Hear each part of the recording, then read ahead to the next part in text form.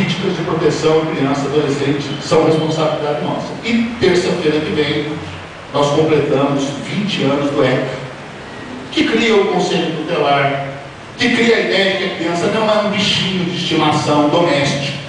Ele é um titular de direitos desde a hora em que nasceu. Ele é protegido necessariamente pelas características de fase especial de desenvolvimento. E o presidente vai assinar um projeto de lei pelo qual temos trabalhado, difícil, como tudo em direitos humanos, não há consenso, vai haver reação, vocês vão ver artigos de imprensa contra. Mas o que o projeto de lei propõe? Sabe o quê? O fim dos castigos corporais em criança. Qual vai ser a reação? É uma questão familiar, o Estado não tem que se interferir no que existe dentro de casa. Cada pai decide do jeito que vai. E o filme Lula, Filho do Brasil, mostra quem foi o pai do Lula. Como que a educação dele era da pancada, uma percepção que muitos têm ainda, de que a criança tem que ser educada como um animal, tem que ser adestrado, um cavalo. E mesmo os bons adestradores de cachorro, cada vez batem menos. São outros mecanismos de adestramento de animais. E uma aliada dessa campanha é a apresentadora Xuxa Meneghel. Eu fiquei muito impressionado no evento de 3 anos atrás, que fizemos juntos, ela, o presidente Lula e eu, em que ela, no discurso, resumiu a questão. O pai e a mãe são as pessoas que na infância nós mais amamos e que nós mais respeitamos. É isso que nos traz aqui como filhos vivos. Se eu apanho do meu pai, desde muito cedo, fica marcada na minha formação a ideia de que é natural bater. Então, se eu tenho uma disputa com um coleguinha de classe sobre a bola, eu vou bater, porque eu também apanhei para aprender. E isso vai reproduzindo. E mais do que isso, os jornais de hoje falam de uma procuradora que foi condenada por espancamento e tortura de uma filha adotiva. E mais do que isso, quem sabe se essa lei existisse, casos como o de Isabela Nardoni não tivesse ocorrido, porque não foi a única vez que Isabela Nardoni apanhou. E se um vizinho ouve hoje uma criança chorando, não toma nenhuma iniciativa, porque entende que cabe àquela família resolver o que faz. E se existisse a lei, e existe o nosso número 100, DISC 100 100, é um DISC nacional gratuito da nossa secretaria, de qualquer lugar do Brasil, liguem qualquer questão envolvendo crianças. Então, olha, meu vizinho não precisa dizer o nome, não precisa dizer quem está denunciando, endereço, qual é a violação, é violência sexual contra a criança, é exploração sexual, é espancamento, o que é? E nós vamos acionar os poderes públicos competentes para ir intervir. Direitos humanos é direito do idoso. Que nós estamos falando de meu pai, mas agora, no dia 17 de junho, ele teria completado 90 anos. E nós nos telefonamos, como sempre fazemos isso no dia do aniversário do papai, da mamãe, para como é que seria o papai com 90 anos. O importante é que o Brasil queira que as pessoas com 90 anos estejam vivas, bem de saúde, bem de participação, estejam aqui conosco, trabalhando sempre que necessário e possível, mesmo que se reduza a jornada de trabalho, vida cultural, vida de lazer, vida de turismo, danças, jogos. É direito das pessoas com deficiência. São 25 milhões de brasileiros. É um enorme potencial do Brasil que está represado pelo preconceito, pelas barreiras físicas, porque muitas cidades ainda não têm as vias rebaixadas, os prédios públicos ainda não têm as rampas, não tem banheiro acessível, as leis começam ainda agora. E eu, nos meus discursos, lembro, Pequim mostrou que o Brasil paraolímpico é melhor do que o Brasil olímpico.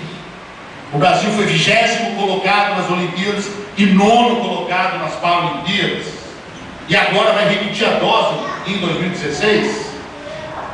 Vejam um jogo de futebol com as pessoas com deficiência. Se alguém aqui já assistiu, é uma coisa impressionante. Nós fizemos um jogo do Brasil. Paulo Vitor, o goleiro do Fluminense, que esteve na seleção brasileira, um militante dessa causa, organizamos nas duas. Eu vi jogadas em que uma pessoa com uma perna só, a bola era jogada lá na linha de escanteio e ela corria e disputava com o lateral, pau a pau, corria na mesma velocidade. Então a capacidade de superação não é dó, não é piedade, é a gente também se curvar a essa garra que essas pessoas têm, que é o caso de Lars Grael, que é o caso do pianista João Carlos Martins, é o caso de tantos e tantos e tantos. A inclusão no trabalho, a inclusão na vida escolar, educação especial, para casos absolutamente necessários. E para minha filha Amanda, de 9, foi muito importante ver a Drica na sala de aula dela, uma menina que por uma leucemia não andava, tinha um aparelho ortopédico pesadíssimo, tinha uma cadeira, e que fazia com que a classe se articulasse desde 6 anos de idade para receber a coleguinha, para fazê-la chegar. Aprendem mais sobre a vida essas crianças do que a criança que tem deficiência. E nós não pensamos em coisas que nós temos na nossa mão. Por exemplo, vamos pedir aos bancos de São Joaquim se cada um não pode contratar ali para o atendimento inicial um cadeirante, uma pessoa com deficiência visual, alguém com síndrome de Down. Essas experiências que Humberto liderou aqui na Carol, eu contei isso em vários lugares que eu estive. Falei com o Fábio Barbosa, presidente do Santander e atualmente da FEBRABAN, que é uma pessoa dos direitos humanos. Por que os bancos não fazem um projeto como esse? Termino dizendo que esse Brasil de 2010 é um Brasil que nós, essa geração aqui, muitas vezes se perguntou se seria possível ou não nós termos. E eu, como assessor do presidente Lula desde 1980 e muito próximo, especialmente naqueles momentos difíceis, claro que como presidente da República a gente não tem mais a mesma intimidade do período em que eu trabalhava no escritório dele, no Piranga, diariamente. Os momentos da derrota eleitoral foram vários, em que a gente parava para pensar. E eu cheguei a ter conversas com ele: Lula, temos que estar preparado, porque talvez você não chegue a ser presidente nunca.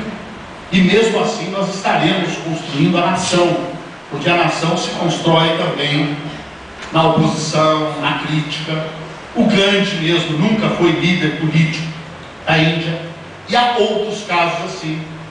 Luther King é um feriado nacional norte-americano, importantíssimo, todos respeitam, não foi presidente dos Estados Unidos. De alguma maneira, Barack Obama é a realização desse primeiro sonho. E a resposta era muito tranquila, quer dizer, nós estamos preparando.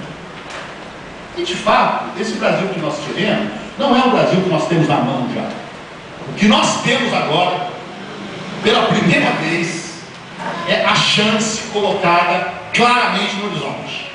O país começa a ser respeitado e nós só não sabemos isso, e eu felizmente sei, porque tenho esse privilégio de poder estar viajando pelo mundo inteiro hoje, e eu já viajo há muitos anos pelo mundo inteiro e fico espantado com o crescente respeito pelo Brasil, interesse. Lamento muito a nossa seleção, não o fato de ter perdido, porque isso faz parte da vida, mas não perder daquele jeito e perder pisando no jogador que está caído, porque isso vai contra a imagem que crescentemente o Brasil tem. É muito comum nos encontros internacionais, e, por exemplo, eu acompanhei o presidente Lula em 2003, a uma viagem por 5 países árabes, 10 dias.